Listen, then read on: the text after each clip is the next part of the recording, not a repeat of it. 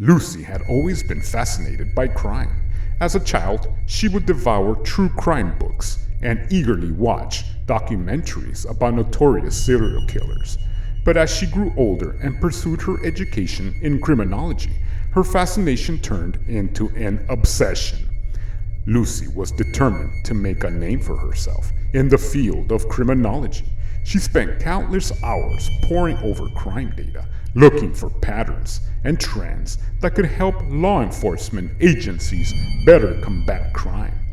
But as she delved deeper into her research, Lucy began to realize that the only way to truly understand the mind of a criminal was to become one.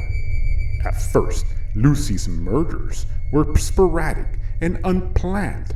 She would choose her victims at random, luring them to secluded locations, and then strangling them or beating them to death. But as she became more confident in her abilities, her murders became more elaborate. She began to experiment with decapitation and dismemberment, eager to see how the different methods of killing would affect her statistical findings. Despite the gruesome nature of her crimes, Lucy was careful to cover her tracks. She meticulously cleaned up after herself, disposing of the bodies in remote locations and leaving no trace of her presence behind. And all the while, she continued to work on her doctoral dissertation, using the data from her own murders to bolster her findings. As Lucy's reputation in the criminology community grew, so did the number of people who looked up to her as a shining example of what could be achieved through hard work and dedication. But little did they know that the woman they were celebrating was a cold-blooded killer, willing to do whatever it took to further her own ambitions.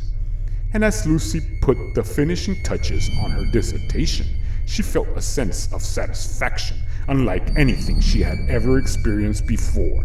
She had committed countless atrocities in the name of science, and she was finally being recognized for her groundbreaking research.